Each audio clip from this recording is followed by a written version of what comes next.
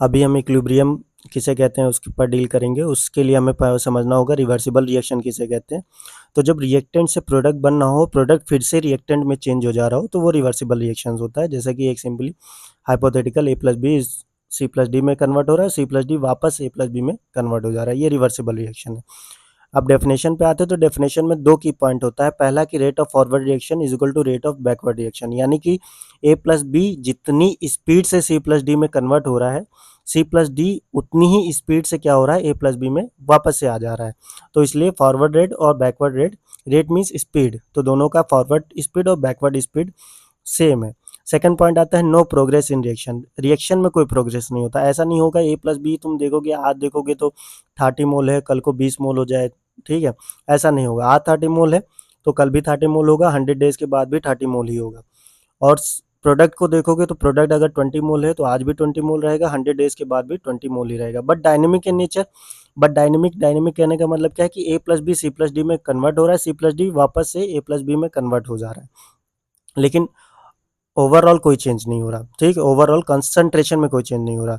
Second point है कि effect of equilibrium on solution, को इस सोल्यूशन पे इफेक्ट पड़ता है क्या इक्विलिब्रियम का, तो आंसर है कंसंट्रेशन जो होता है वो कांस्टेंट हो जाता है। ऐसे केस में हमको प्रोडक्ट नहीं मिल पाता है, ठीक है। प्रोडक्ट जितना बन गया है वो एक बार बन गया उतना ही रहेगा, वो हमेशा उतना ही बना रहता है, उससे हमें प्रोडक्ट की मात्रा ज़्यादा नहीं होती, या फिर अदर साइड का है तो रिएक्टेंट की जो मात्रा होती है, अमाउंट होता है, वो कम नहीं होता है। थर्ड पॉइंट हो गया कि डायनेमिक होता है नेचर में, तो डायनेमिक नेचर में कहने का मतलब कि A+B C+D में कन्वर्ट हो रहा है, C+D और A+B में कन्वर्ट हो जा रहा है, यही डायनेमिक नेचर है।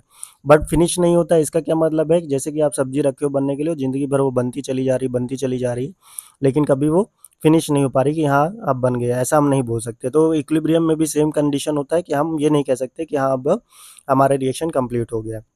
ये रिएक्शन फुल लाइफ चलता रहता है, ठीक है, जब तक हम अदर कंडीशन ना लगाएं। यही हमको इक्विलिब्रियम में पढ़ना भी होता है कि क्या कंडीशन लगा करके हम इसको कंप्लीट करा सकते हैं रिएक्शन को।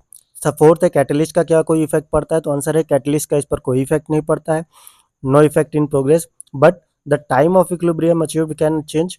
इसका मतलब क्या है, मान लो कोई इक्विलिब्रियम अगर 10 सेकंड में या 10 दिन में या 15 दिन में आने वाला है, तो हम उसको कैटलिस्ट लगा करके जल्दी ला सकते हैं, ठीक है। पूरा दिन लगा दिया, ठीक है, पूरा दिन लगाते लगाते हमारा शाम में सुबह हमने रिएक्शन लगाया, शाम में इक्विलिब्रियम आया, लेकिन हम कैटलिस्ट डाल देते हैं तो हो सकता है सुबह हमने लगाया तो दोपहर तक हमारा इक्विलिब्रियम आ गया, बस इतना हो सकता है। लेकिन इक्विलिब्रियम जितना कंसंट्रेशन पे आना है उतने ही कंसंट्रेशन पर आएगा। Thank you.